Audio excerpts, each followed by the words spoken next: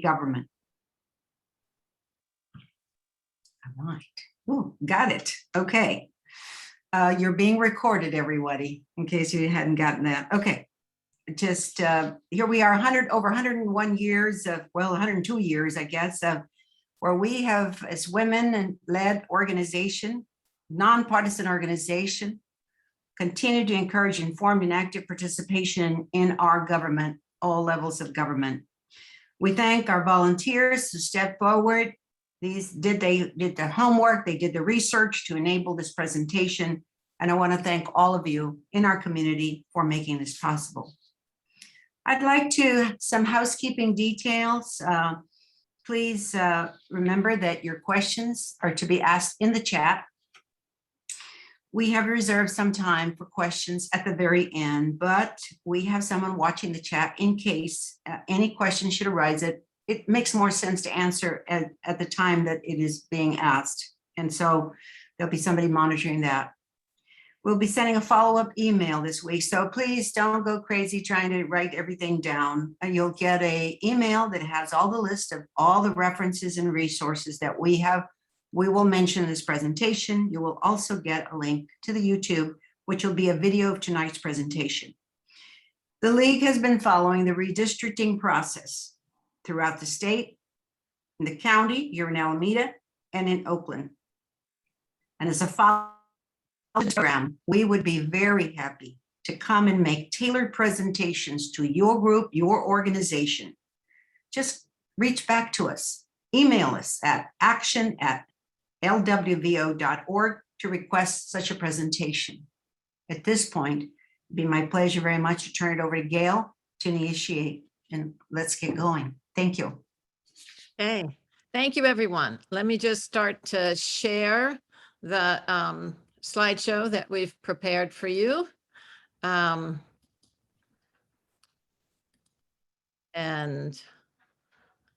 give me just one moment to do that.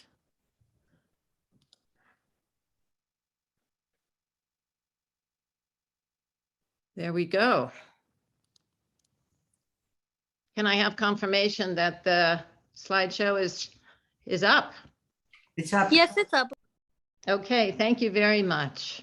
Welcome to everyone. Let's begin by reminding ourselves what a political district is. It's a building block that we use to organize a representative democracy. And a political district has two elements, a place and people. By place, we mean a geographical, continuous, defined area, and the people are the residents who live there. Those residents of each district, the voters, elect a representative to a legislative body. And the representative will speak for them and champion their interests when that legislative body makes laws. The desired result is a legislative body in which each representative gives voice to the specific concerns of the people that he or she represents.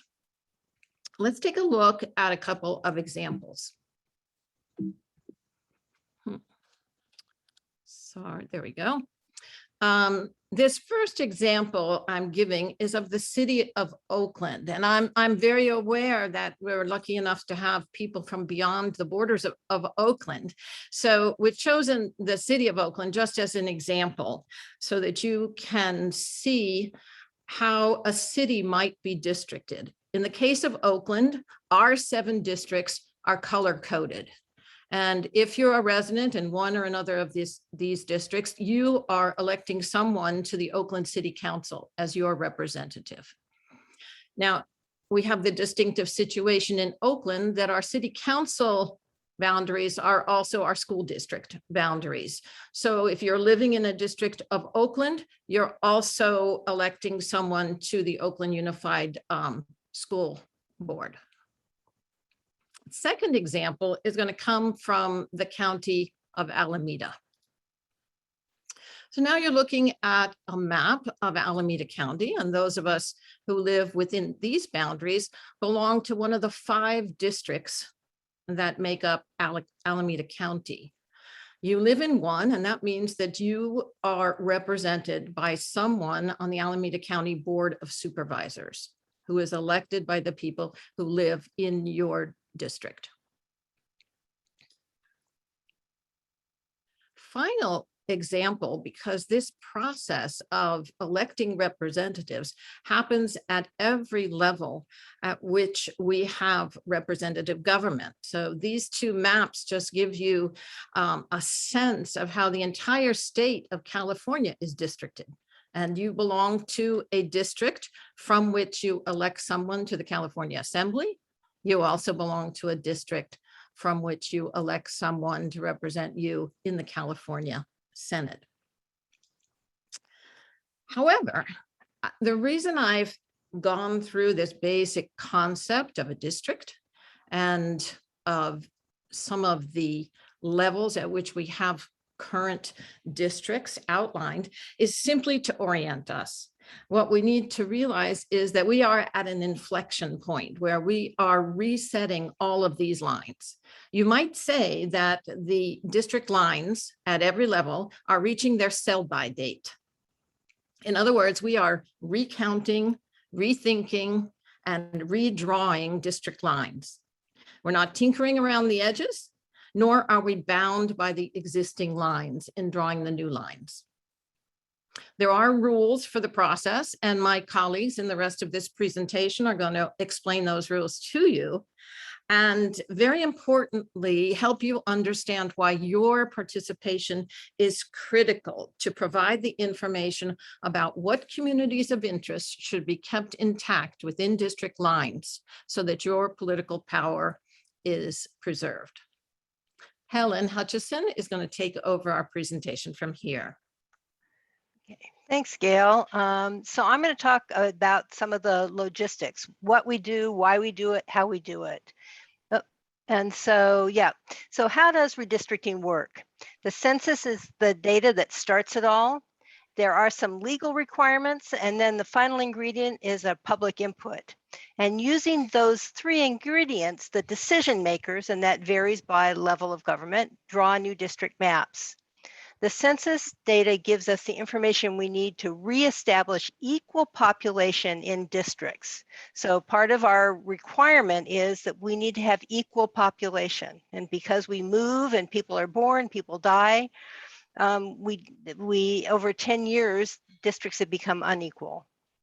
So the basic legal requirement are that the new districts should have this equal population, and then they should follow the Federal Voting Rights Act. And the VRA, the Voting Rights Act, requires that if there are ethnic or language groups that live near each other and could, if they were in a district together, elect a candidate of their choice, then they should be put together in a district. Beyond that, depending upon the level of government, there may be additional requirements for the criteria that are used, including requirements for public input. The public input you hear most about is communities of interest, or COI, it's sometimes COI. In brief, this means that groups of people who live near each other and have some reason they should be kept together for the purposes of representation. You're going to hear more about communities of interest in a few minutes. Next slide, Gail. Thanks. So who are these decision makers, the people who get to decide what the new maps look like? In the past, that really is up until 10 years ago, elected officials got to decide what the lines were. The state legislature drew its own district lines, as well as the lines for congressional districts. All the other kind of district lines were drawn by the elected officials that we elected to that. That means that districts were frequently drawn to advantage some elected officials over others. Starting 10 years ago, things began to change. An independent commission of 14 California voters drew the lines for the state legislature and Congress, and they had a ranked set of criteria. A number of local governments have adopted a variety of kinds of reforms. Some, like the city of Oakland, have a fully independent commission. Some have advisory commissions, so a commission that would just advise the decision makers, and they can have varying level of powers. Alameda County Board of Supervisors are going to adopt their own maps. Whoever draws the maps, whether it's a commission or the elected officials, it's our job as the public, as the people being represented, to make sure that they hear from all of us about what we think our districts should look like. Next slide, Gail. So for cities and counties, there are some new laws. That standardize the redistricting rules and make them the same for cities and counties throughout the state. In addition to the equal population and following the Federal Voting Rights Act, districts need to be contiguous, that is, all touching, the whole district needs to touch each other. They need to respect communities of interest, have easily identifiable boundaries, and to the extent possible, be compact. Cities and counties must use the population count that has been adjusted to count people who are incarcerated in state facilities in their homes with their last known address and not where they're incarcerated. And in addition to these requirements from the map, cities and counties have new rules about public outreach. So next slide. For education districts, that is K-12 and community college districts, there are very few requirements other than that they have to follow the Brown Act, our Sunshine Law, and that they have to get equal population. So it's really up to us, which means the public, to hold their feet to the fire to do the fair thing. Some tips about would be to visit their website and find out when they will be doing the redistricting, and if there's no information, ask them. Start telling them about some of the best practices that they should be following. And if you need help with that, you can contact us and we'll help you. Next slide, please. Special districts have the same kind of lack of requirements as educational districts. Special districts are include government levels like water districts, park districts. We have our East Bay Regional Park District, transportation districts. For us, AC Transit and BART. There are water districts and there are sewer districts. So any of these kinds of things are called special districts. And depending upon where you live, you may have fewer or more of these special districts. So I think now it's time to turn it over to Jess to talk about communities of interest. Thank you, Helen. Next slide. Thank you. So after equal population, one of the most important components of a fair redistricting process is identifying our communities of interest. But what exactly do we mean by communities of interest? We kept saying that. Our California Constitution describes it this way. A community of interest is a contiguous population which shares common social and economic interests that should be included within a single district for purposes of its effective and fair representation. So a COI, or a community of interest, is a community of residents who live nearby one another, have shared interests, economic levels, social and cultural ties. These could be interests in schools, in housing, community safety, transit, health conditions, the use of land within their area, environmental conditions, and or any other issues. Communities of interest are not districts, but rather communities that should be kept together when district lines are drawn. So uniting your voice with others who share the same interests gives you more political power. It's important to keep the community's voice strong by keeping your community intact within a district. And when communities are divided, they lose power. And given that redistricting only happens every 10 years, taking advantage of this process and maintaining that united voice is really important. You can have multiple communities of interest that you can advocate for at the local level, the county level, regional, and state levels. And we'll go through a bit of what exactly that means. Next slide, please. So let's think about what exactly unites you to your neighbors. What are some geographic boundaries that define your area? What are people worried about? What other communities share your struggles? So if you have, for example, environmental concerns, your residents in a fire susceptible area, such as the Oakland Hills, or residents in an area impacted by environmental pollutants, And toxins, like areas in East Oakland, that could be a shared interest and a community of interest. If you have shared cultural or linguistic ties, let's think about like Chinatown or Koreatown, those are also a shared community of interest. It could be a commercial district that unites you, school neighborhoods, proximity to a park or a transportation hub. It could be a distinctive geographical areas, east, west, north, south, East Oakland, the Oakland Hills, all of that is this distinctive geographic area that becomes the community of interest. It could be proximity to a watershed or being on the border of the lake. It could be traffic issues or public transportation patterns that unite folks. It could be habitation patterns, such as in that area, it's majority renters, or in this area, it's majority single family homes.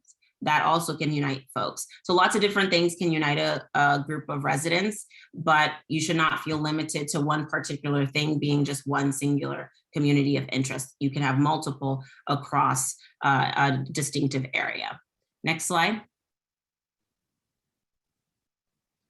So how do we get input?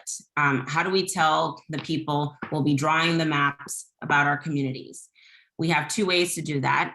We can either submit direct testimony on your community and of interest and provide feedback when the public forum occurs. People can submit that written testimony, and a very useful and simple paper tool is developed by Common Cause, and we'll send a link to it in our follow-up email. Each redistricting committee, though, will have a certain number of public meetings where they take feedback about their draft maps. And the public is then able to go to these meetings virtually or in person and can say, no, this draft divides my community in half, or this puts me with people that I'm allied with on a specific community of interest.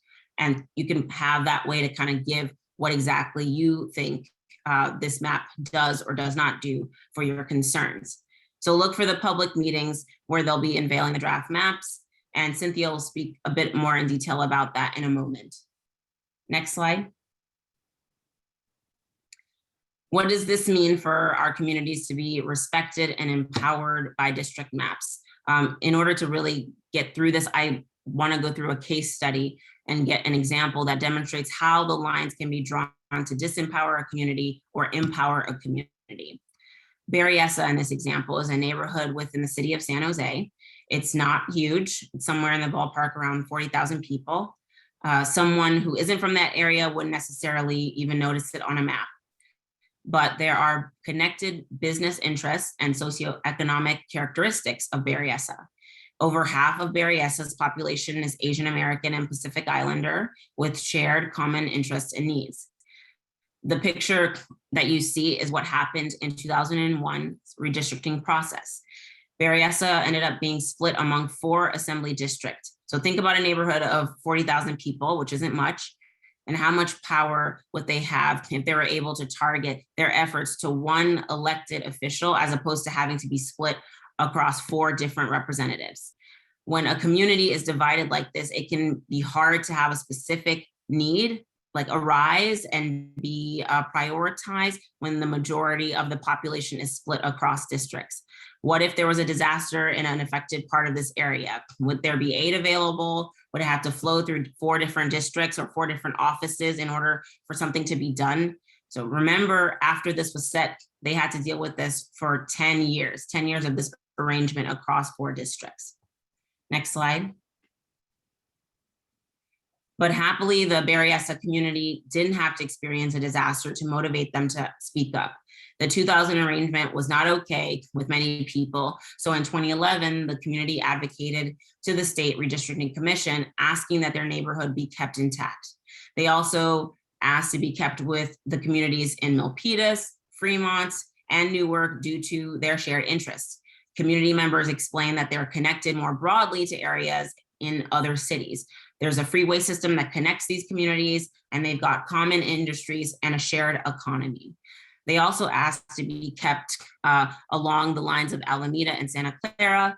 This is an example where it may have been easy to default to draw a line that's followed by county lines. So it's important for the community to speak up and help the commission understand the community of interest and what they prefer to be kept intact. And as you can see in this map for 2011, they succeeded. And today they're represented by 1 assembly person, Alex Lee. I'll pass it on to Cynthia, who'll talk more about how you can get involved in your area. Thanks, Jess. So how can you get involved? It's really easy, and there are some great online resources available for you. Restricting sort of how-tos are available from the League of Women Voters Oakland and the League of Women Voters California websites. Both the California Redistricting Commission and the Oakland Redistricting Commissions have useful sites, as does Alameda County. And the links to these sites were already in the chat tonight. And as Viola mentioned, we will be sending them to you tomorrow in a follow-up email. So what does that mean? It means please check your email tomorrow and bookmark the sites. You're going to need them. Next slide, please. So what can you do? Well, most importantly, you need to make sure your voice is heard. There are 3 easy steps to providing input, and these fall into 2 different phases. First, tell the commission or governmental body about your community of interest. How do you do this? Well, there are 2 parts to this. And as Jess said, one is to define and explain your community of interest. What are the common interests that define your area? And secondly, draw or describe the geographic boundaries. And then after you've done that, the next phase is to tell the agencies after you've done that, the next phase is to attend the public hearings and comment on the draft maps. So there's 2 parts. First, inform them, then show up again to comment on the draft maps. So tonight we've talked about the different levels of redistricting, how there's statewide and then there's county and city. And we encourage you to submit to all 3 levels if that works for you. Next slide, please. So how do you tell the agencies what your community of interest is? We can begin by going to the websites. They're good places to get you started. They have prompts to help you explore and define your community of interest. Well, so how do you draw a map? Well, one way is to use an online tool. These are available right now through the state and county links that we've provided. The state has a fabulous website called Draw My California Community. That's an online mapping tool. So someone had asked in the chat, this is where you would do your state districts, that your assembly districts to be used for both national and for state representation. So you can use this mapping tool for the other agencies though too. If you go to Draw My California Community, you can submit directly to the state for your larger sort of district ones. And you can also make finer maps for your local redistricting agencies. These maps could be downloaded and submitted both to the county or to Oakland Redistricting Commission through their websites. There is a good tutorial on how to do this on the state website, and you can do this by using the downloading function called export. So it's a pretty user-friendly website. And while I'm mostly talking about Oakland redistricting, and that the state website would also be useful for other cities like Berkeley, Long Beach, or basically any other smaller unit that you wanted to use. So like the state, Oakland has an independent redistricting commission, and their website is part of the city website, and you can use that to describe and submit your community of interest. The comment section there is really easy to use. It's got a great big, we want to hear from you, bold button right up front and center of their page. And they're also going to be having an online tool available very soon for drawing as well. So then you might say, I don't want to draw online. I've got enough of computers. Well, you can do it on paper. Make an outline on an existing paper map and submit that. You could mail it or fax it. Another option is just to use words to describe your boundaries. These would be streets, buildings, landmarks, geographic features. So for example, you could describe your community as the area that's bounded within 580 MacArthur Boulevard, Brookvale, and High Streets. The key here is to be very specific. Just saying, I'm part of the Lake Merritt community, or I'm part of Temescal, or the Diamond Business District, that's too fuzzy, it's too broad. You need to provide specific boundaries. So let's say you don't want to do it online and you don't want to do it on paper. As Jess said, you can go to a public hearing. You're only allowed a few minutes to speak, so be prepared ahead of time. And we have the dates and links for that will be sent to you tomorrow. But here's the key.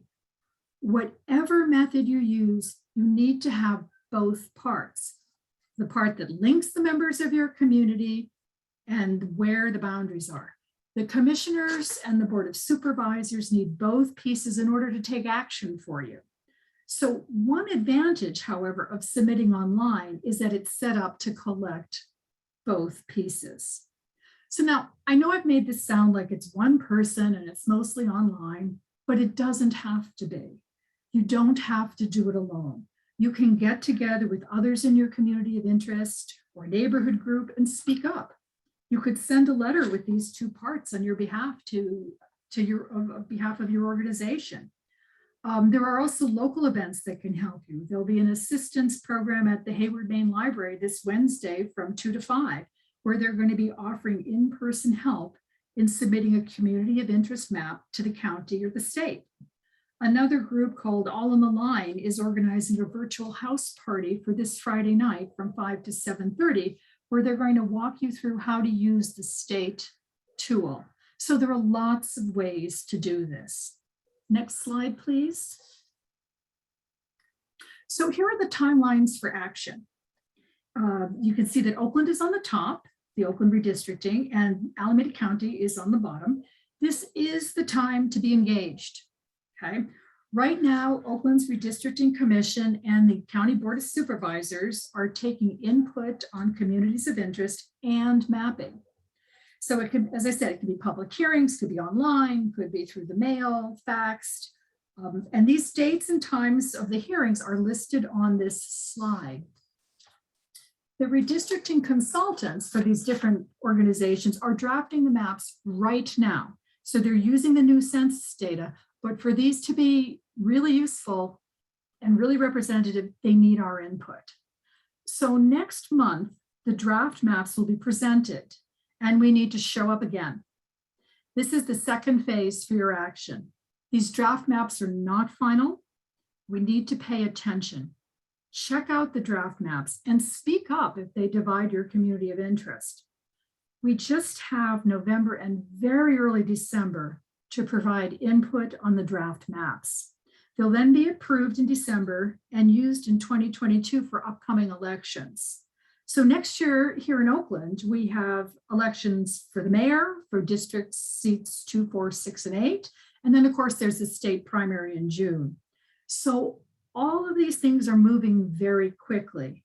Again, the links we provided in the chat and in the follow-up email can guide you with specific steps and dates. So thank you. I'm going to turn this over to Gail now for questions. Thank you so much, Cynthia. I'm going to stop our share. And Deborah actually has been watching the chat for us, and all of the presenters, Jess, Cynthia, Helen, and myself are available here to answer questions. So Deborah, if you could let us know what some of those are. So we don't really have questions. I don't know if that means you just did a great job and covered everything. I'm not seeing questions. You've provided a lot of information. Yes, I see a comment about wanting the information back in the chat, and I'm going to drop that in right now. It'll just take me a moment. I'm happy to do that. I'm going to stop our recording right here. Gail, there's a question from Janice Taylor, who has her hand raised. Okay, great.